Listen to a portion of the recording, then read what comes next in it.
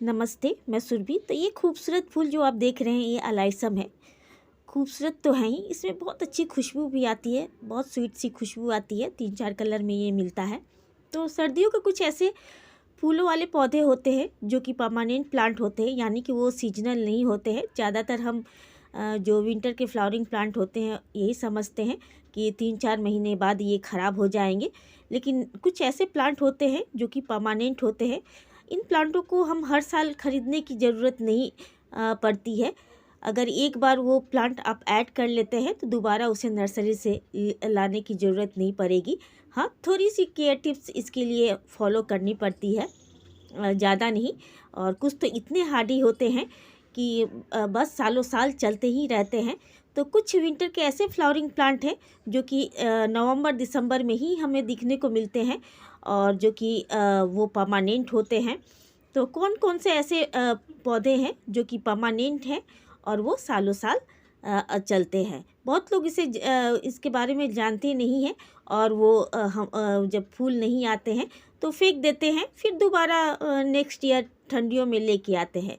तो हम कुछ ऐसे प्लांट आप लोगों से शेयर करेंगे जिन्हें आप फेंके नहीं और कैसे बचा के रखिएगा। नेक्स्ट ईयर आप फ्री की गार्डनिंग कर सकते हैं और दोबारा आपको इन प्लांटों को लाने की ज़रूरत नहीं पड़ेगी। तो आइए वो कौन कौन से पौधे हैं जो कि आप नेक्स्ट ईयर के लिए बचा के रख सकते हैं, परमानेंट है, पैसा वसूल प्लांट है, नर्सरियों में ज़्यादा कॉस्टली आते भी नहीं हैं और विंटर के बहुत ही खूबसूरत प्लांट है। कहा जाए तो ये परमानेंट प्लांट है, सीजनल प्लांट नहीं है। तो वीडियो पसंद आती हो तो एक लाइक ज़रूर कीजिएगा। तो फर्स्ट नंबर पर सबसे खूबसूरत ये गुलदावदी है, जो कि सेवंती भी बोलते हैं इसे। बहुत सारे कलर में आता है और यकीन मानिए इतना हार्डी प्लांट है और इसके फूल एक बार खिल जाते हैं तो महीनों इसी तरह खूबसूरती से खिलते रहते हैं, इसी तरह बने रहते हैं और जब तक इसे काटिएगा नहीं ये इसी तरह खूबसूरत दिखते रहेंगे। और परमानेंट प्लांट है और इसके नीचे से बहुत सारे बेबी प्लांट निकलते हैं। कटिंग से तो ऐसे चुटकियों में ये बहुत इजी से लग जाता है और ये मेरे पिछले साल का ये फेंके हुए सारे प्लांट हैं, यानी कि जब नर्सरी वाले उनके प्लांट वगैरह टूट जाते थे, टहनियाँ वगैरह, तो वो फेंक देते थे, तो मैं इसे उठा के मैंने लगा लिया था और देखिए आज ये मेरे गार्डन में ऐड हैं। और ये तो मेरा 4 साल पुराना है जो कि ये मैंने बहुत लोगों को दिए हुए हैं। तो सोच लीजिए कितने ईजी से ये लोगों के घरों में कटिंग से ग्रो हो रहा है। तो इसे ज़रूर लेके आए। बहुत हार्डी प्लांट है, कटिंग से बहुत इजी से लगने वाला प्लांट है और भर भर के फूल देने वाला प्लांट है। नीचे से देखिए छोटे छोटे बहुत सारे ऐसे बेबी प्लांट निकलते हैं जिसे आप जुलाई अगस्त में अलग करके न्यू प्लांट बेबी प्लांट से तैयार कर सकते हैं। कटिंग से भी बहुत इजी से तैयार कर सकते हैं। तो इसे ज़रूर लाएं, इजी टू ग्रो है। कहा जाए तो गुलदावदी पैसा वसूल प्लांट है, बहुत अच्छी खुशबू भी आती है और ये बिना कम केयर के, कहा जाए तो बिल्कुल ही केयर नहीं इसमें चाहिए, बस एक बार कंपोस्ट दे दीजिए, इसी तरह ये खिलते रहेगा। उसके बाद इस टाइम नर्सरियों में पेंटास आपको बहुत सारे कलर में मिल जाएंगे। ये भी परमानेंट प्लांट है, गुच्छों में आता है, कटिंग से बहुत इजी से लग जाता है। तो ये भी कहा जाए तो परमानेंट प्लांट है, बीजों से कटिंग से इजी से ग्रो हो जाता है और इसकी टिप की छोटी सी भी कटिंग आप ग्रो करते हैं तो ग्रो हो जाता है। और ये नवंबर दिसंबर में ही इसके बहुत सारे कलर आते हैं जो कि आप इस टाइम आप लगा सकते हैं। नर्सरियों में आपको 80 से 100 के रुपीज़ के बीच में मिल जाएगा। और रोज़ तो ज़रूर लगाइएगा क्योंकि रोज़ आप इसी टाइम अपने गार्डन में ऐड कर सकते हैं, क्योंकि इसी टाइम ये एक से बढ़ के एक कलर आते हैं और इसके भी एक बार जब फूल खिल जाते हैं, जो हाइब्रिड वाले होते हैं वो ऐसे महीनों महीनों बने रहते हैं। तो आप रोज़ को भी इस टाइम अपने गार्डन में ज़रूर ऐड कीजिएगा। खूबसूरत परमानेंट प्लांट है। उसके बाद देखिए ये कालांचोई है, देसी हो या हाइब्रिड वाला कालांचोई, ये भी परमानेंट प्लांट है। इसके भी एक बार फूल खिल जाते हैं तो महीनों ऐसी तरह बने रहते हैं। बहुत खूबसूरत कलर में आते हैं, ऐसा कोई कलर जो नहीं मिलेगा। कटिंग से बहुत इजी से ग्रो हो जाता है, बस इसे ज़्यादा गर्मी और बारिश से बचा के रखिएगा।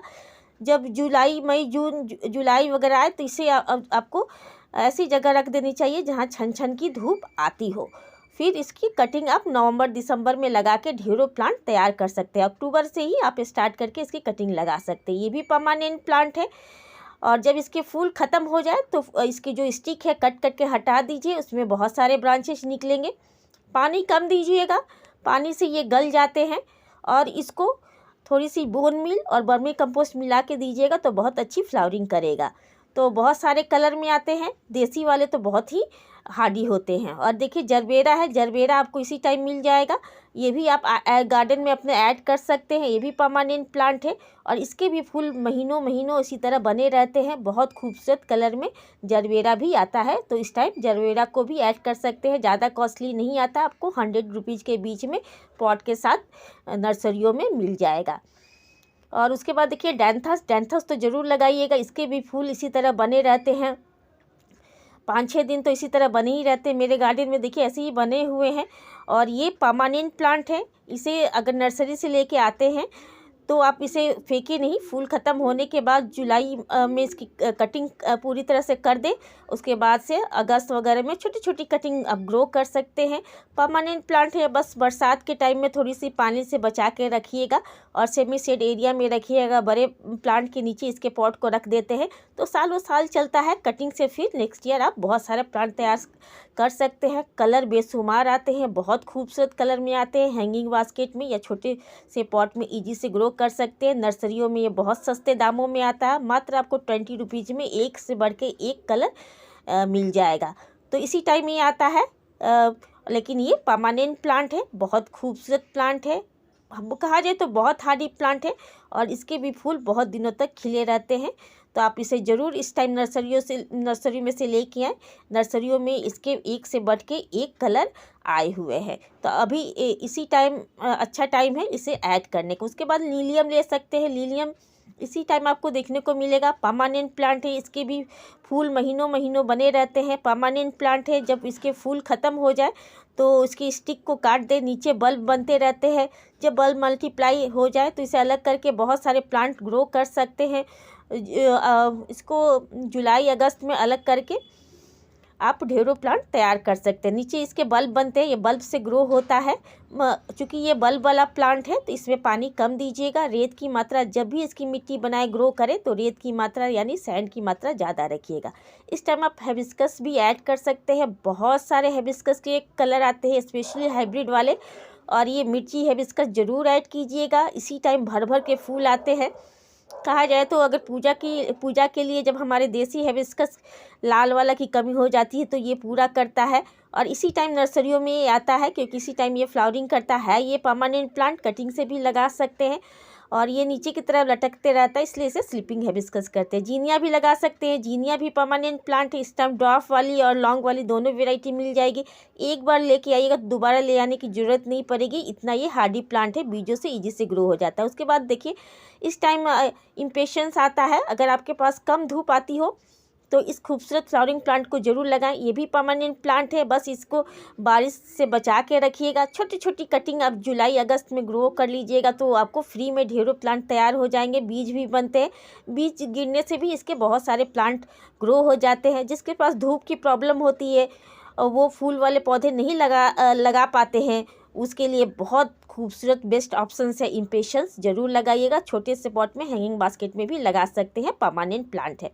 उसके बाद डहेलिया ज़रूर लगाइएगा। इसी टाइम डहेलिया के बहुत सारे कलर आते हैं, ट्यूब से लगता है, सीड से भी लगता है। ये परमानेंट प्लांट है। मेरे पिछले साल के प्लांट अभी भी ग्रो हो रहे हैं, ट्यूब से नए नए प्लांट निकल रहे हैं। तो जब इसके सीज़न ख़त्म हो जाए तो इसके पॉट को ऐसे जगह रख दे जहाँ पानी ना पड़े। फिर ये अपने जुलाई अगस्त में इसको आप बाहर निकाल दीजिएगा धूप में। नए नए इसके प्लांट निकलेंगे, बहुत सारे इसके ब्रांचेस निकलेंगे। इसकी कटिंग से ढेरों प्लांट तैयार कर सकते हैं। तो लास्ट ईयर के मेरे गुलदाउदी अभी भी खिल रहे हैं और अच्छी तरह से उसमें ग्रोथ हुई है, जिसकी कटिंग मैंने बहुत सारी लगा रखी है, जो कि कटिंग से भी बहुत ईजी से ग्रो हो जाता है। तो डहेलिया को भी इस टाइम आप अपने गार्डन में शामिल कर लीजिएगा, परमानेंट प्लांट है। विनका भी इस समय बहुत सारे ब्यूटीफुल कलर आते हैं, एक से बढ़ के एक कलर आते हैं।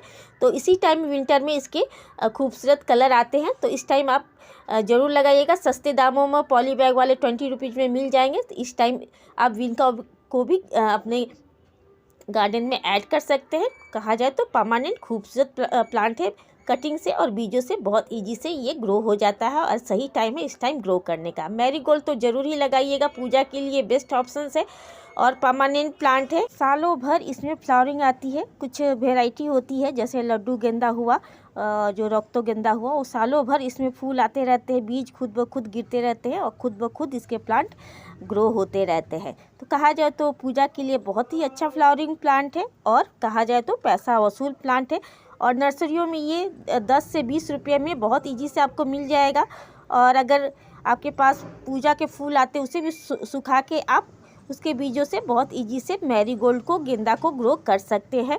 और इससे मच्छर मक्खी भी नहीं आते हैं, हमारे जो मिट्टी होती है वो भी फर्टिलाइज हो जाती है। उसके बाद देखिए इस टाइम आपको ये पोंसेटिया देखने को मिलेगा और इसी टाइम आता है, बहुत ही खूबसूरत होता है, पत्तियाँ बहुत खूबसूरत होती है। तो इस टाइम आप इसे ज़रूर ऐड कीजिएगा।